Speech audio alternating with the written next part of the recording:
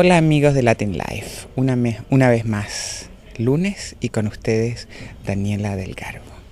Hoy vamos a conversar con el señor Rolando Carrasco Moya, autor de un libro llamado Brillé, que habla de sus 2 años de presidio en todos los presidios o campos de concentración que hubieron en el centro y norte de Chile. Él nos va a contar sobre su experiencia, sobre su libro y sobre la situación que él está viviendo en este momento en Chile. Pero antes que eso vamos a conversar con nuestra amiga Gloria Rodríguez, que nos va a hablar de la próxima tertulia que se va a llevar a cabo el 20 de mayo de este mes en el local del Duende, como se acostumbra a hacer, a la 1 de la tarde. Pero para eso Gloria mejor nos va a contar. Entonces, Gloria, por favor, cuéntanos qué va a suceder y de qué se va a hablar en la tertulia del próximo 5 de... Bueno, el próximo 20 de mayo vamos a tener con un gran placer a Robert Lem, que es un conocido hispanista en Ámsterdam y en Holanda, y ya conocido en España por la multitud de libros escritos sobre Unamuno y sobre América Latina y sobre temas muy, muy controvertidos. Y esta vez nos va a presentar una figura bastante desconocida para nosotros, para los propios españoles, que es la figura de Juan Donoso Cortés. Juan Donoso Cortés fue un político con una carrera corta y una vida corta del siglo XIX. Corta porque murió joven. Porque murió joven y escribió un único ensayo que fue muy aplaudido en toda Europa, sobre todo en Francia y en Austria, porque era un gran visionador político. Y tuvo además este hombre un gran contacto con los grandes filósofos europeos. Todos sus discursos eran bilingües, en español y en francés, cosa rara en aquella época provinciana y un poco oscurantista española. Y para muchos en aquella época Juan Donoso Cortés fue tachado de hipócrita, maniqueísta, conservador, pero para otros grandes pensadores políticos fue uno de los grandes políticos desconocidos que tuvo España hasta la fecha de Adolfo Suárez. O sea que, pero Robert Lem, que ha visitado España y ha estado buscando documentación sobre él, me decía que no se encuentra muchísimo material sobre él, o sea que es un tema bastante nuevo que nos va a presentar Robert Lem y que espero que va a crear polémica y que va a crear excitación por saber que existen todavía, así como en el trasfondo de la historia, grandes personas desconocidas porque en aquella España se miraba muchísimo a Europa, pero no se veía a sí misma. Y esto es muy interesante, es revelador, puede ser muy revelador. Gracias, Gloria. Ahora, con respecto a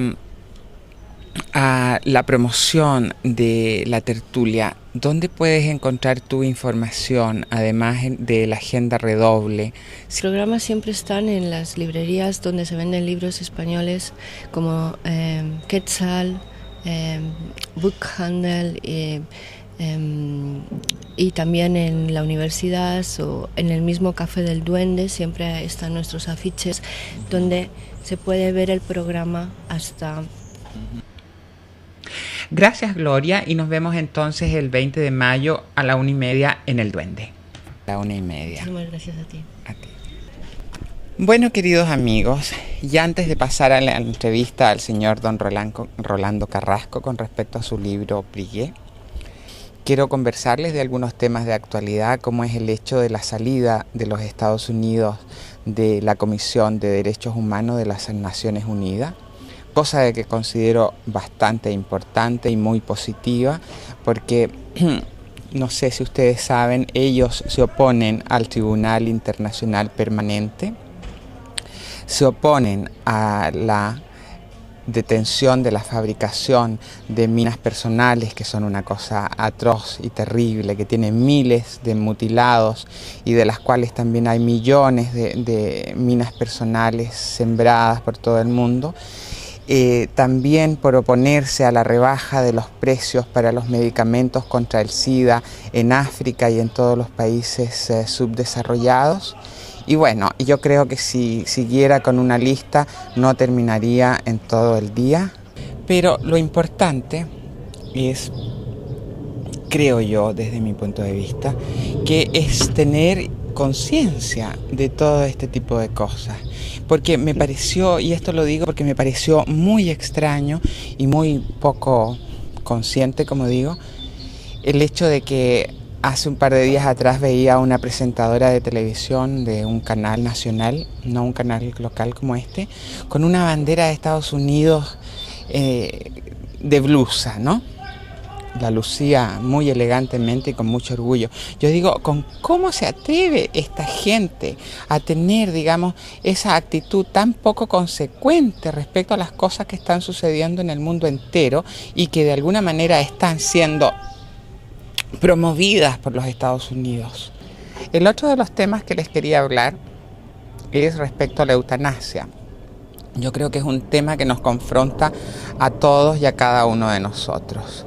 Pero desde el punto de vista médico es absolutamente factible, porque la medicina jamás ha incluido al ser humano, jamás ha tomado al ser humano como un ser que además del cuerpo conlleva un alma.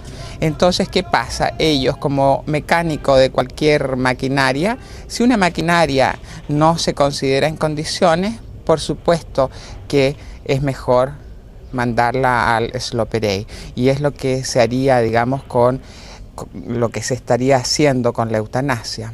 Pero del momento en que nosotros, los creyentes, consideramos al ser, además, con un alma, yo pienso de que la posibilidad de sanación está hasta el último segundo, y es por eso que yo creo que sin ir más allá y crear una polémica, una discusión, nosotros no podemos permitirnos ese lujo. Yo pienso de que sí, claro, cuando una persona está alimentada o manteniéndola viva en forma artificial, claro, eso es también antinatural. Pero la muerte yo creo que nos llega en el momento preciso y no tenemos por qué tenerle miedo o acelerarla. Y como digo, podemos hasta el último segundo sanar. Tal vez en una oportunidad posterior pueda contarles un relato muy impresionante, casi milagroso, de una tía abuela mía que sanó en el momento de la extremaunción, comenzó su sanación. Será hasta la próxima semana y espero que disfruten de este clima maravilloso que estamos teniendo. Don Ronaldo Carrasco Moya, buenas tardes. Usted es el autor de su libro Brigué. ¿De qué trata precisamente su libro? Este libro relata los 2 primeros años de la dictadura de Pinochet, desde el día del golpe, el 11 de septiembre, hasta el mes de septiembre de 1975. Estas 2 fechas tienen razón de ser. El día 11 de septiembre yo caí detenido. Me desempeñaba como director de la radio Luis Emilio Recabarren, la radio de la CUT.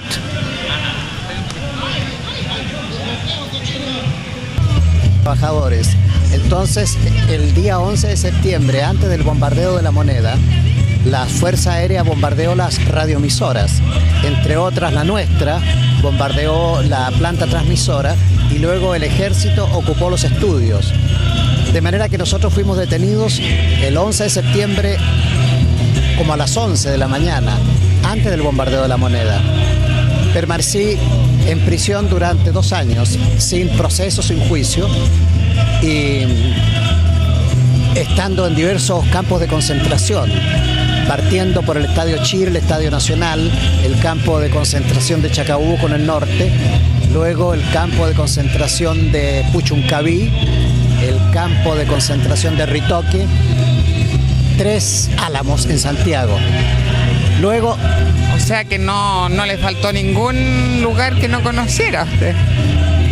Faltaron algunos, faltaron los campos del sur y los de Valparaíso. En Valparaíso hubo varios campos de concentración también y sirvieron como prisiones flotantes muchos barcos de la Armada, entre otros la Esmeralda, el buque escuela, que suele recorrer el mundo en función de propagar el país.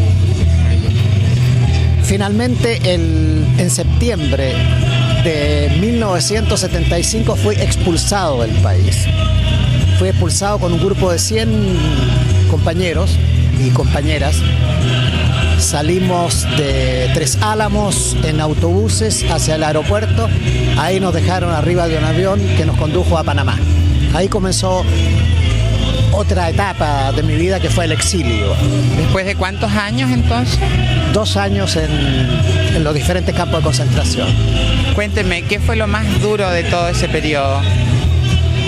Hubo varias cosas duras. Tal vez lo más duro fue el sentirme separado de mi familia, porque... Sin información, además. Y sin que ellos tuvieran información mía. Ellos me buscaban, pero no les respondían afirmativamente en ninguna parte. Según la dictadura, yo no estaba detenido. Y yo no tenía cómo preguntar por ellos. Recién a los 2 meses, estando en el Estadio Nacional, recibí una información de que mi familia primero estaba viva y que estaba bien y que me esperaba. ¿Y qué dentro de la prisión, dónde recibían ustedes fuerza? ¿Qué tipo de situaciones los motivaban a seguir adelante? Eso fue muy difícil conseguirlo, fue difícil decidirse a vivir, porque era una situación tan terrible, atroz. Veíamos morir gente. Estando en el Estadio Chile una noche, la primera noche que viví, murieron 7 personas delante de nosotros, en un estadio de básquetbol iluminado con mucha luz de colores, reflectores, mucha tropa dentro del estadio, ametralladoras montadas y gente que caía muerta delante de nosotros. Luego, en ese momento ocurría algo que ya tampoco a nosotros nos importaba la vida. Pero estando en el propio Estadio Chile, una vez, 4º, 5º día de haber sido, desde una ventana de uno de los baños se divisaba un trocito de la Alameda y vimos que en la Alameda había mujeres paseándose y reclamando, preguntando por sus maridos, por sus hijos. Después supe que había estado mi esposa ahí también, pero vi las siluetas de esas mujeres y las vimos y corrió esa voz dentro de todos los presos. Éramos 7.000, ahí estaba Víctor Jara. O sea, usted estuvo detenido con Víctor Jara. Sí, ahí estaba detenida toda la gente que fue apresada en la Universidad Técnica del Estado, que se llamaba la actual Universidad de Santiago.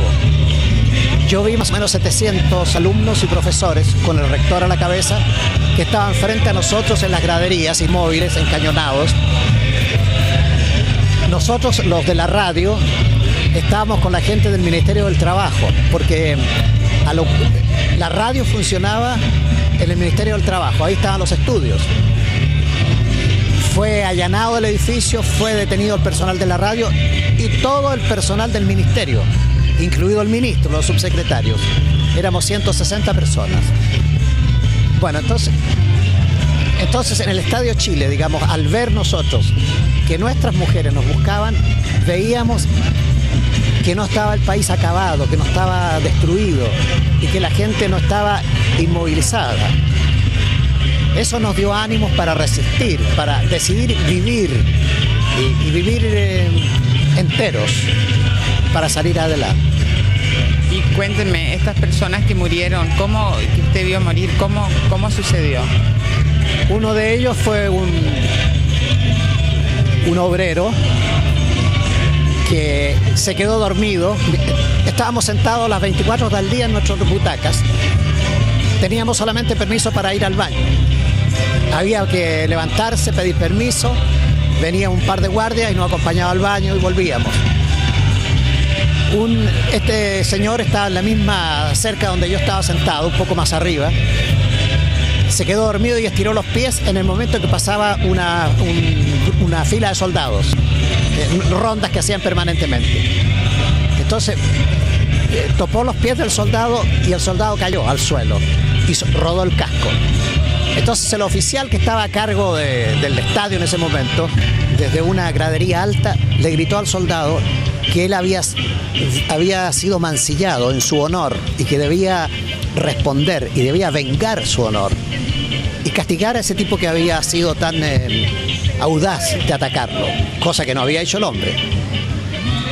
Entonces el soldado se volvió y le pegó un culatazo, lo botó al suelo. El tipo enfurecido, el obrero se levantó y le pegó, y ahí lo golpeó con ganas y lo botó al suelo a puñetes, a bofetadas. Entonces los demás soldados quisieron intervenir. El oficial les dijo que nadie intervenga. Usted como soldado tiene que resolver la situación. El soldado entonces empezó a golpear con la culata de su fusil al hombre. Todos en el estadio mirándolo. Todos estupefactos, asustados, y las ametralladoras apuntándonos a nosotros. El soldado entonces, a culatazos, le destrozó la cabeza. Quedó muerto el tipo y estuvo su cadáver por lo menos mediodía o medianoche. Había un muchacho, un niño, en ese mismo momento fue que se levantó y empezó a correr asustado por los pasillos.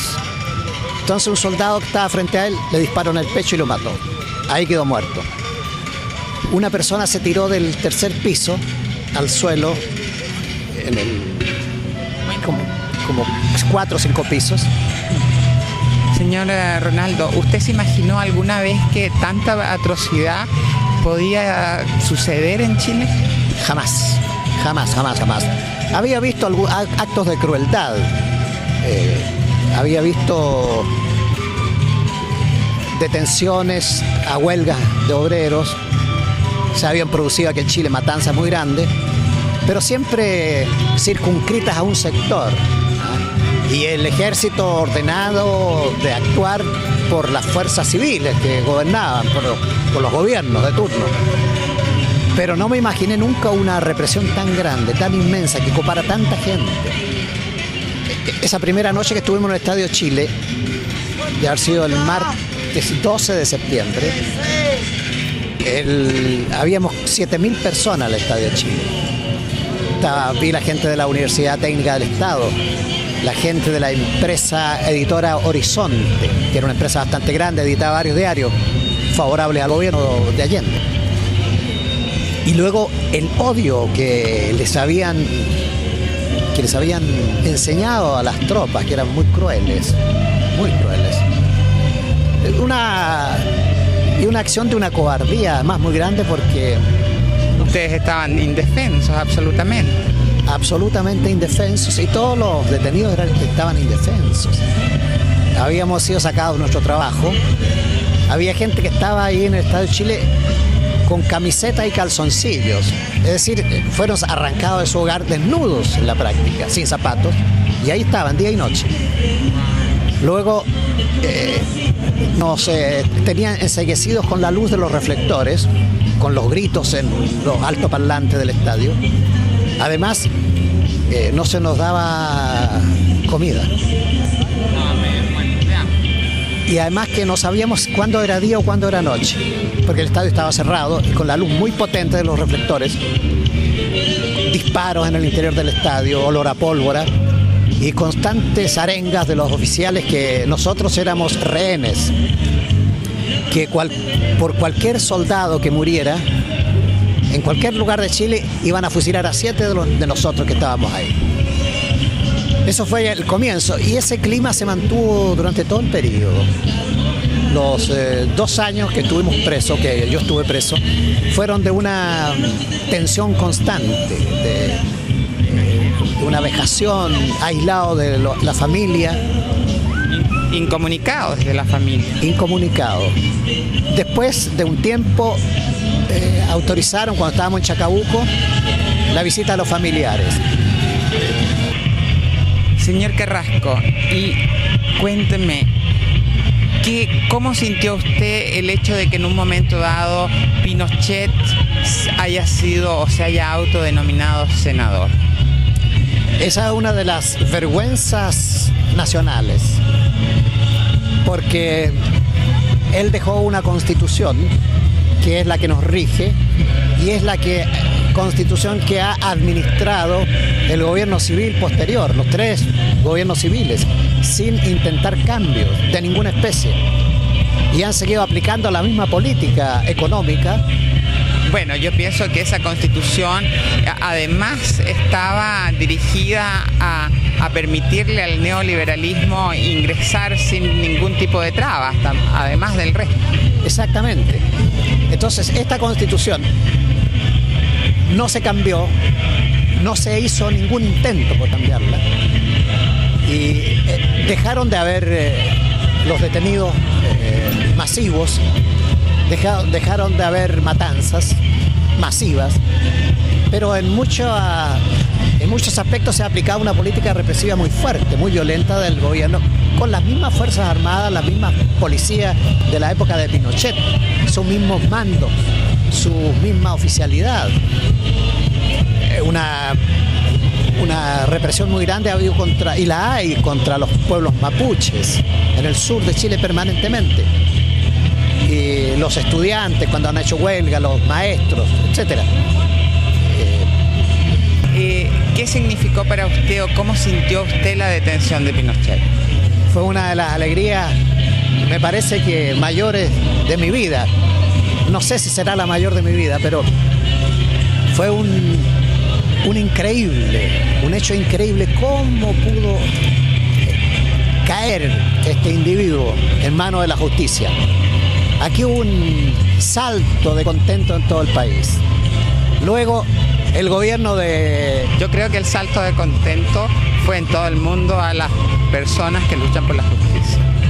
Exactamente, porque reflejaba un hecho que para nosotros es muy valioso como chilenos o como seres humanos, que cuando se produjo el golpe hubo una reacción de solidaridad en el mundo tan grande que tal vez tan grande como fue la solidaridad que hubo en su momento con la República Española.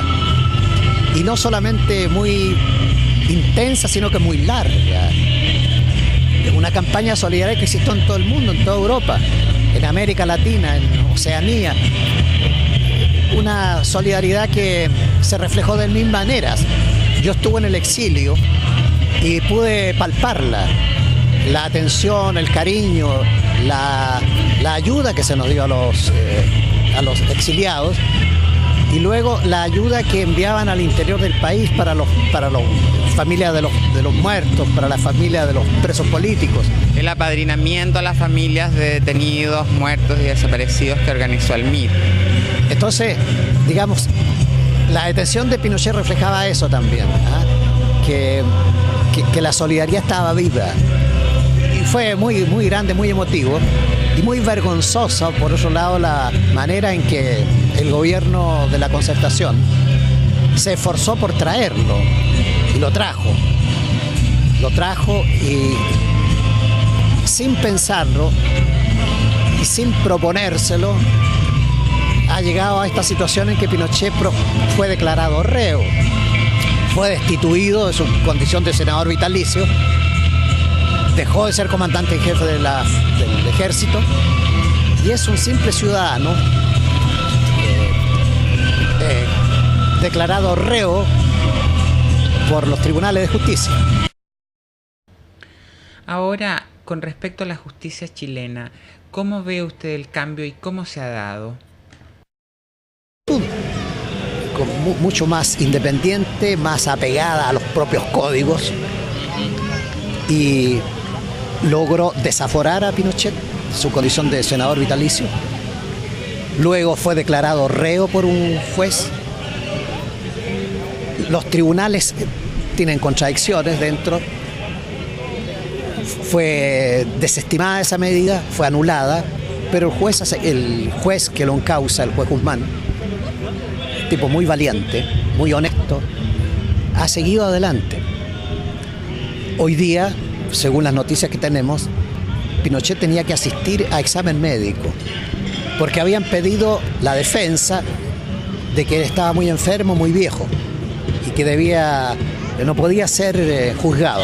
Sin embargo, la Constitución chilena, los códigos chilenos indican que solamente puede librarse de un juicio una persona mayor de 75 años si es demente o loco.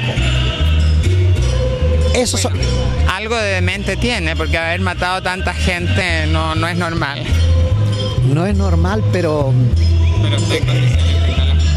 claro, y él fue una persona que se jactó en una oportunidad de que aquí en Chile no se movía una hoja sin que él lo supiera y sin que él lo decidiera.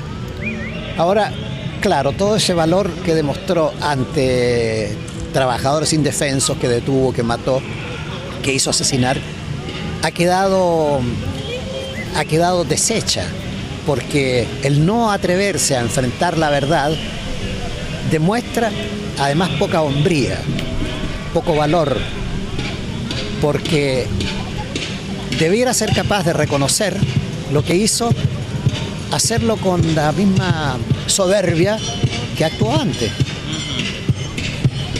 Ahora, con respecto a Chile, ¿cuánto tiempo piensa usted que le va a tomar a la izquierda chilena volver a un grado de conciencia como el que se vivía antes o durante la Unidad Popular?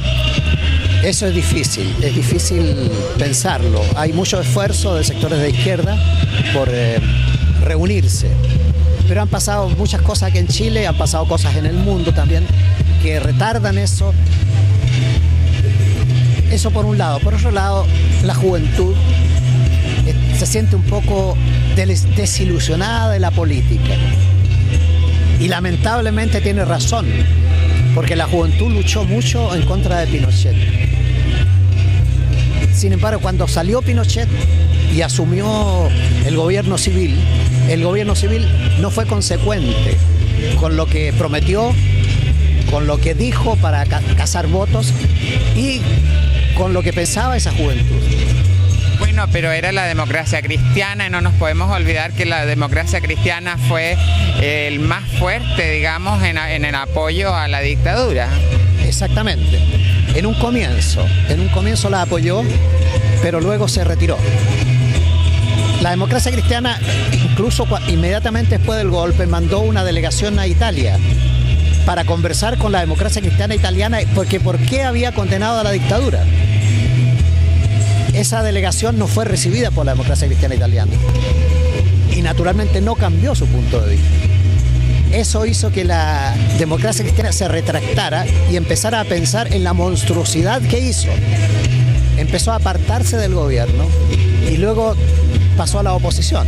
Una oposición muy cómoda, porque la dictadura ya al transcurrir de los años estaba muy deteriorada, había una gran lucha en el país.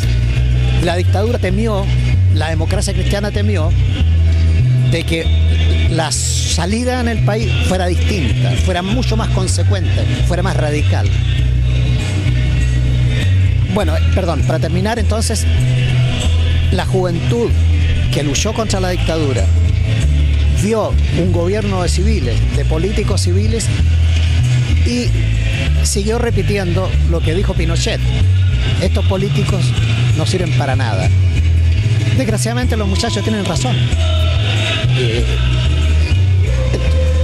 No ven una política noble, alta, de ideas, ven una politiquería en el manejo del Estado pinochetista. Ahora, con respecto al proceso de Pinochet, ¿usted piensa que es importante la solidaridad mundial para conseguir que realmente se lleve al dictador a juicio? Es importantísima porque los tribunales de justicia han cambiado su punto de vista. En poco más de un año, porque la justicia internacional detuvo a Pinochet y porque esa detención significó una madurez de la solidaridad internacional, del humanismo por los derechos humanos, de que ningún dictador de ahora en adelante va a tener su futuro garantizado. La impunidad. La impunidad ha desaparecido para los dictadores. Entonces, nuestros tribunales no se atreven no se atreven a darle la libertad o darle las granjerías que le daban antes. Bueno, el costo que tuvo que pagar Chile con todos los presos, muertos y desaparecidos ha sido alto, pero de alguna manera yo pienso de que eso ha servido para los derechos humanos a nivel mundial.